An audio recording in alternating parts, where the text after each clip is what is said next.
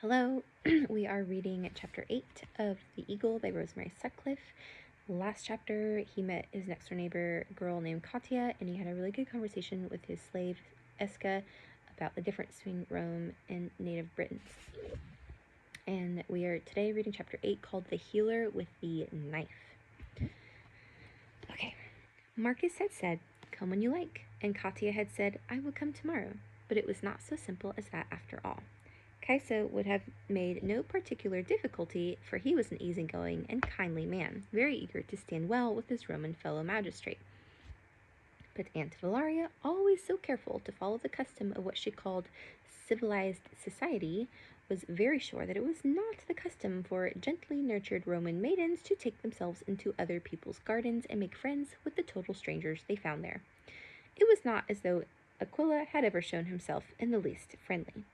Marcus, of course, knew nothing of this. He only knew that Katya did not come tomorrow, nor the day after, and he told himself that there was no reason why she should.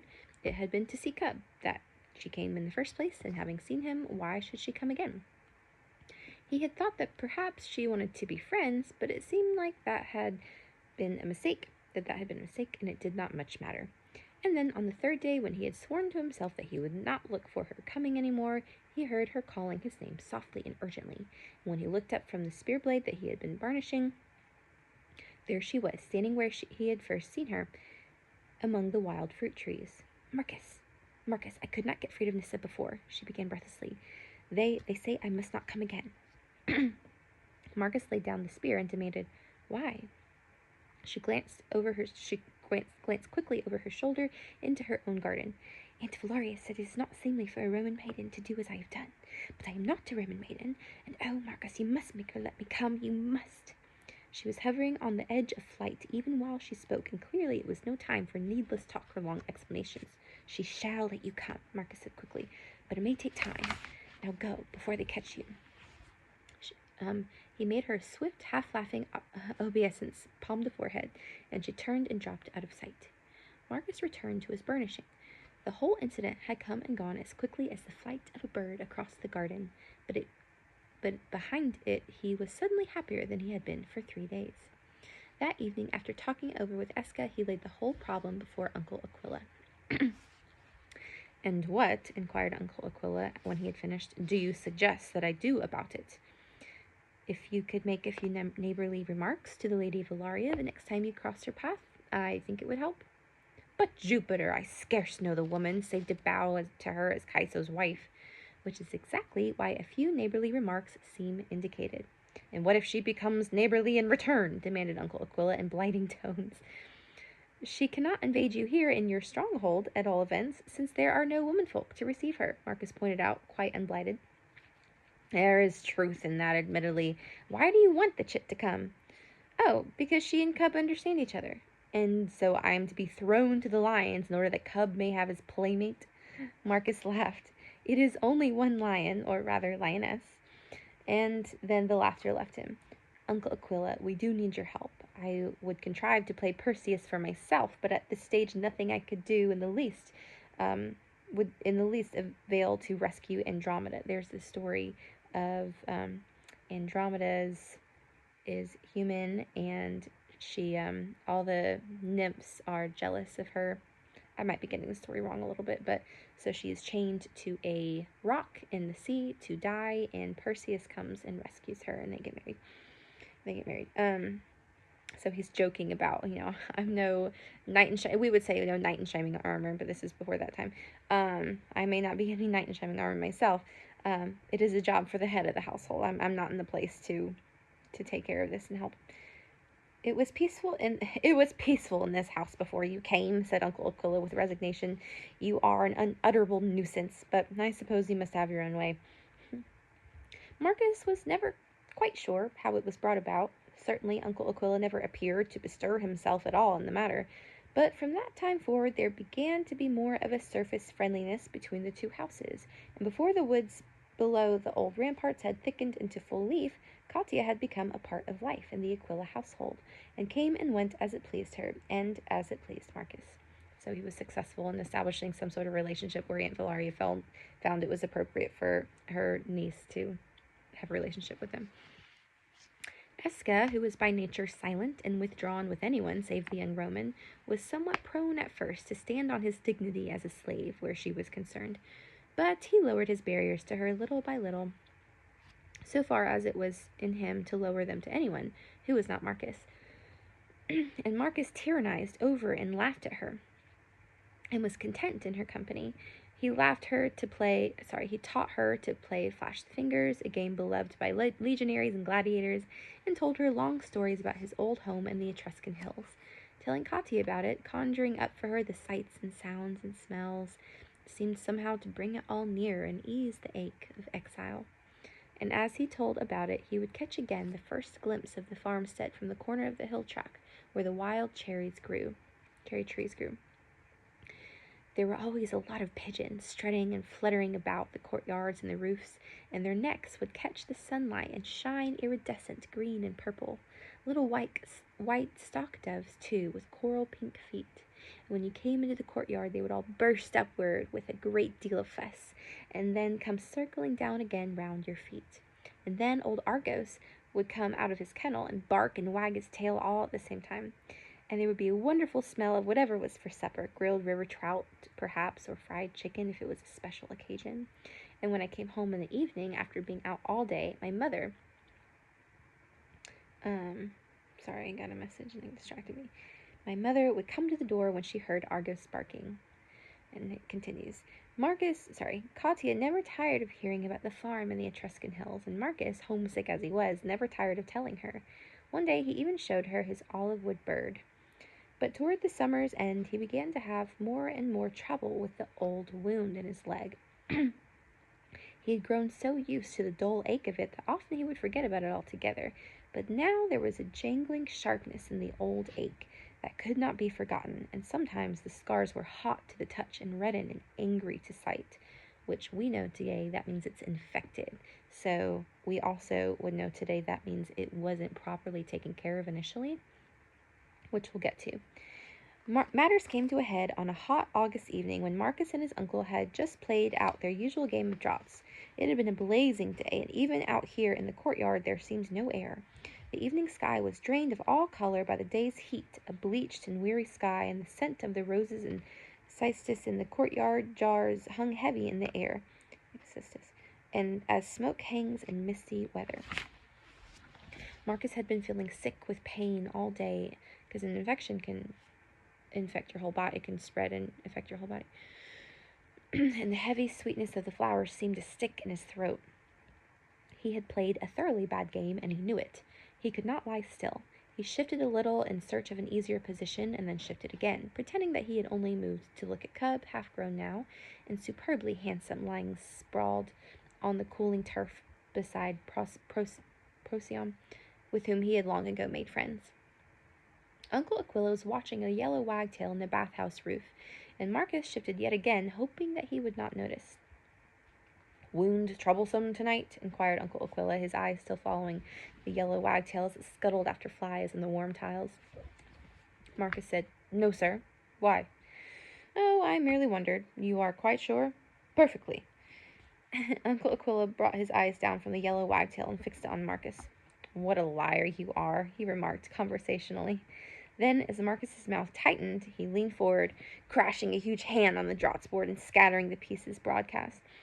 "This has been going on long enough. If that fat fool Ulpius does not know his craft, I have an old friend in practice at Durham who does, Rufrius Galerius. He was one of our field surgeons. He shall come and take a look at that leg." "I should not think for a moment that he will," Marcus said. "It is a long way from Durham." "He will come," said Uncle Aquila. "He and I used to hunt boar together. Oh, yes, he will come." And come he did. Rufrius Galerius, one-time field surgeon of the 2nd Legion, was a blue-jowled Spaniard with a merry eye, close-curling black hair scarcely touched with gray, and a chest like a barrel. But his blunt wrestler's hands were very sure and gentle, Marcus found a few evenings later, when he lay on his narrow cot while his uncle's friend examined the old wounds. It seemed a long time before he had finished, and when he had, he replaced the rug. You'll notice sometimes they call it's, I guess, a certain type of blanket, maybe like a thicker type of blanket, they call a rug. So don't think that they have a floor rug on the bed. He replaced the rug, straightened his back, and strode swearing up and down the little cell. Who the native type would search this wound? Sorry. Like when he first got it. He demanded a last swinging round on him. The camp surgeon at Isca Domnanorium, Marcus said. Been there 20 years and drunk as a mule driver at Saturnalia every night of 'em, snapped Galarius. I know these passed-over camp surgeons, butchers, and assassins, every one. He made an indescribable and very vulgar noise. Not every night, and he was a very hard-working soul, said Marcus, doing his best for the shaggy and rather pathetic old man whom he remembered with liking. We met him in chapter 4.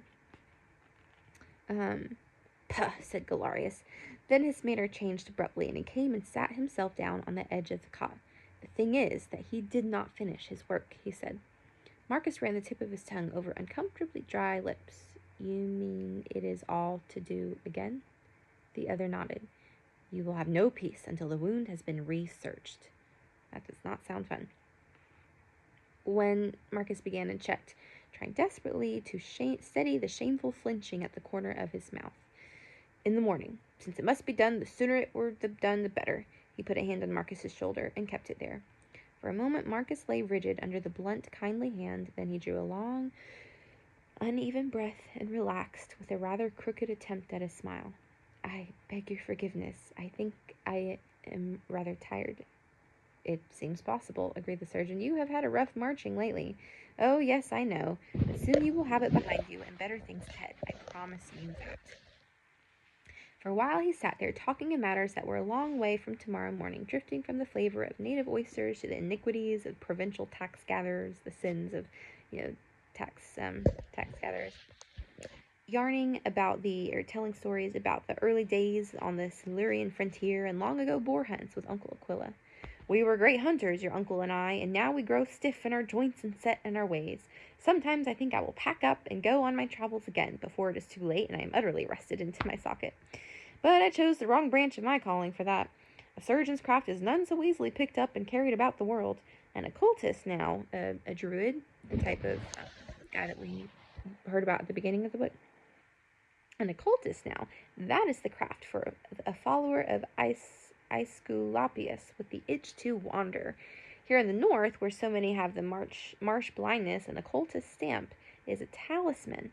This is an important thing that doesn't seem important right now, but it will be later. And this guy, Galarius, who's a surgeon, he's going to show up later also. Now, an occultist stamp is a talisman to carry a man safely where a legion could not go.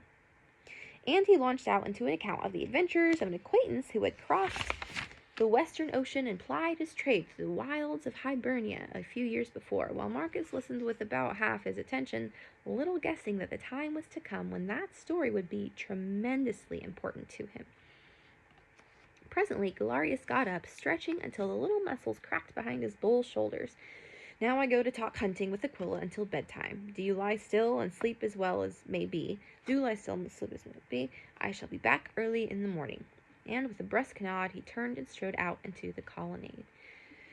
With him, most of Marcus's hard-held courage seemed to go too. He was horrified to find that he was shivering at the smell of pain, as a horse shivers at the smell of fire.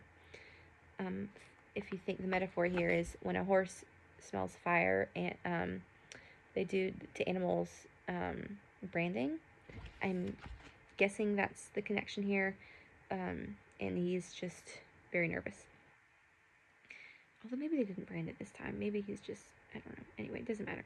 Lying with his forearm pressed across his eyes, he lashed himself with his own contempt, but found no help in it. He felt cold in his stomach and very alone. If you don't understand, he's incredibly nervous, incredibly scared, because tomorrow morning he's about to go through an incredibly painful surgery, basically. He's going to cut open his wound and re-clean it. So it's going to be intense. And they don't have our modern day, ways to put people under and give pain medication. You just got to do it with maybe some alcohol, and that's about it. And whatever, plant herbs you might have. Okay. Sorry, some water.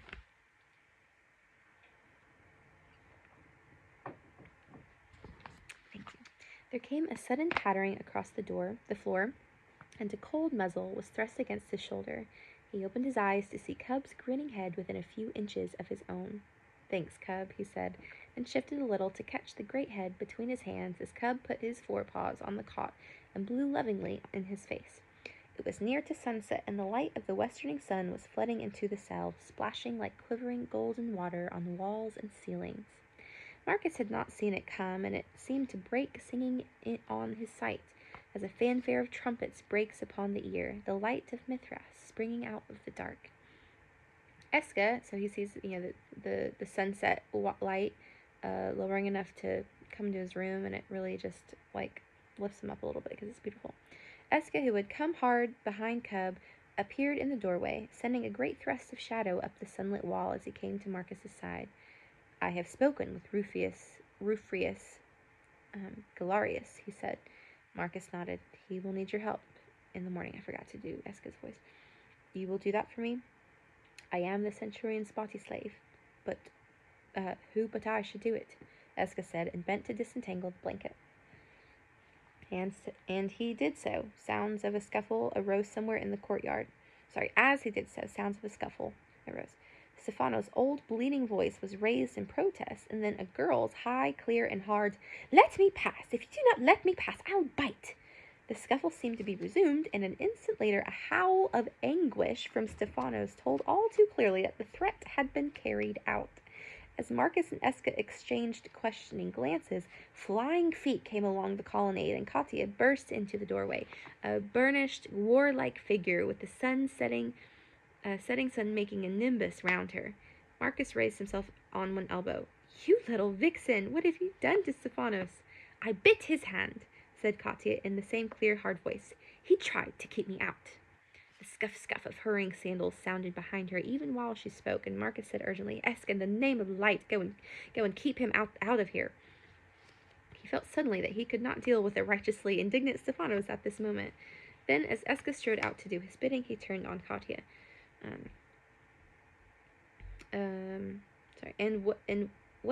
What is it that you suppose you are doing here, my lady?" She came close, thrusting in beside Cub, and stood looking down at him accusingly. "Why did you not tell me?" she demanded. "Tell you what?" But he knew what. "About the healer with the knife. I saw him come in a mule carriage, through the storeroom window, and Nissa told me why he came." "Nissa talks too much," Marcus said. "I did not mean that you should know until it was all over and done with." "You had no right not to tell me," she said stormily. "It was mine to know." And then, in an anxious rush, "What will he do to you?" Marcus hesitated an instant, but if he did not tell her, the unspeakable Nissa undoubtedly would. "I am to have the wound cleaned up. That is all." Her face seemed to grow narrower and more sharply pointed while he looked at it. "When?" she asked. "In the morning, very early. Send Iska to tell me when it is over." "It will be very early," Marcus said firmly. "You will scarcely be awake by then." "I shall be awake," Katia said. "I shall be waiting at the bottom of the garden, and I shall wait there until Eska comes, whoever tries to take me away. I can bite others besides Stephanos, and if anyone tries to take me away, I will, and then I shall be beaten, and you would not like to know that I had been beaten because you would not send Eska, would you, Marcus?" Marcus recognized defeat. "Eska shall come and tell you." There was a long pause. Katia stood very still, looking down at him. Then she said, "I wish it could be me instead." Aww. It was a thing more easily said than meant, but Katia did mean it. Looking at her, Marcus knew that. "Thank you, Katia. I shall remember that. And now you must go home." She drew back obediently as Eska reappeared in the doorway. "I will go home. When may I come again?" "I do not know," Marcus said. "Eska shall come and tell you that also." Without another word, she turned and walked out into the golden light. At a sign from Marcus, the slave fell in behind her, and their steps sounded fainter and fainter along the colonnade. Marcus listened to them until they faded into silence, lying quiet with the familiar rough warmth of Cub's head under his hand. He was still unpleasantly cold in the pit of his stomach, but he no longer felt alone. In some way that he did not understand, Cub and Eska and Katia had comforted and steadied him for what was coming, which is good. The golden light was fading, and into the quietness stole a shimmering thread of bird song, the thin, regretful autumn song of a robin in the wild pear tree. and he realized that summer was nearly over. Suddenly he knew, with a sense of discovery, that it had been a good summer. He had been homesick, yes, dreaming night after night of his own hills, and waking with a sore heart. But nonetheless, it had been a good summer. There had been the day that Cub discovered how to bark. Marcus had been almost surprised, as surprised as Cub. But wolves never bark, he said to Eska, and Eska had said, rear a wolf with a dog pack, and he will do as the dog pack does in all things. And Cub, proud of his new accomplishment, had filled the garden with his shrill puppy clamor for days. Other small, sharp-edged memories sprang to meet him, twists of hot pastry brought out by Sastika and eaten by the four of them as a feast, the hunting bow which he and Eska had built between them, Katya holding his olive wood bird in her cupped hands. A kind summer, a kingfisher summer, and suddenly he was grateful for it. He slept that night quietly and lightly as a hunter sleeps, and woke to the call of distant trumpets sounding cockcrow from the transit camp. It was so early that the gossamer still lay thick in the dew-gray over the courtyard grass, and the smell of the dayspring was cold and fresh in the air when Rufrius Galarius returned. But Marcus had been waiting for his coming for what seemed a long time. He returned the surgeon's greeting and explained, "My slave is gone to shut up the wolf club. He should be back at any moment."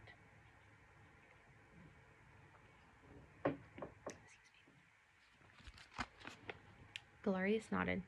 "I have seen him. He is also fetching sundry things that we shall need," he said, and opened the bronze case that he had brought with him. He began to set out the tools of his trade on the chest top. Opening. Before he had finished, Eska was back, carrying hot water and new linen and a flask of the native barley spirit which Galarius considered better than wine, though fiercer, for cleansing a wound. "There will be more hot water when you need it," he said, setting the things down. Oh, that was Eska, on the chest top beside the instrument case, and came to stand over Marcus, a little as Cub might have done. Galarius finished his preparations in turn. "Now, if you are ready." "Quite ready," Marcus said, tossing off the blanket, and shut his teeth for what was coming. Ugh. A long while later, he drifted out of the darkness that had come roaring up over him before the work was finished, to find himself lying under warm rugs with Rufrius Galarius standing beside him with a square hand set over his heart, as old Aulus had stood in that other waking just a year ago. So at this point, it's been a year. For one confused moment, he thought that it was still that other waking, and he had dreamed in a circle. And then, as his sight and hearing cleared somewhat, he saw Eska standing just behind the surgeon, and a huge shadow in the doorway that could only be Uncle Aquila, and heard the despairing howls of Cub shut in the storeroom. And he came back to the present like a swimmer breaking surface. The ache of the old wound was changing to a jangling throb that seemed to beat through his whole body with a sickening sense of shock. And involuntarily he gave a little moan. The surgeon nodded. "Aye, it strikes sharp at first," he agreed, "but it will ease presently." Marcus looked up rather hazily into the blue-jowled Spaniard's face. "Have you done?" he mumbled. "I have done." Galarius drew up the blanket. There was blood on his hand. "In a few months' time you will be a sound man again. Lie still and rest now, and this evening I will come back." He gave Marcus's shoulder a small brisk pat and turned to gather up his instruments. "I leave him in your hands. You can give him the drop now," he said to Eska over his shoulders as he went out. Marcus heard him speak to someone in the colonnade. The surgeon is talking to someone in the hallway. "Enough splinters to quill a porcupine, but the muscles are less damaged than one might expect. The boy should do well enough." So that shows you that whoever the surgeon was, the guy we know, Alice, when he cleaned out his wound, he didn't really do it very thoroughly, and so there was a lot of wood, just tiny little wood splinters all over. He says enough to quill a porcupine, which means that for all this year, he's had all that wood in his leg, right? And it's grown to be an infection that's affecting his whole body, and so that can be really dangerous. It can kill you, actually. And so it's really good that they got the surgeon to come, even as painful as it might be to just slice you open and take out a bunch of splintered wood. He's going to get better, so that's good. So then he found Eska beside him, holding a cup. "Katya and Cub," he stammered. I will see to them soon, but first you must drink this." Eska dropped to one knee beside the cot, and Marcus found that he was lying with his head on his slave's shoulder, and the rim of the cup was cool against his mouth as he drank. He remembered the bitter taste from last year. Then, as the cup was withdrawn, he turned his head contentedly on Eska's arm. There was a pinched grayness in the other's face. He realized an odd wryness about his mouth, like the look of a man who wishes to be sick but has nothing in his stomach to be sick with. Was it as bad as that? He asked with a weak attempt at laughter. Eska grinned. Go to sleep. And that's the end of that chapter. Thanks, y'all.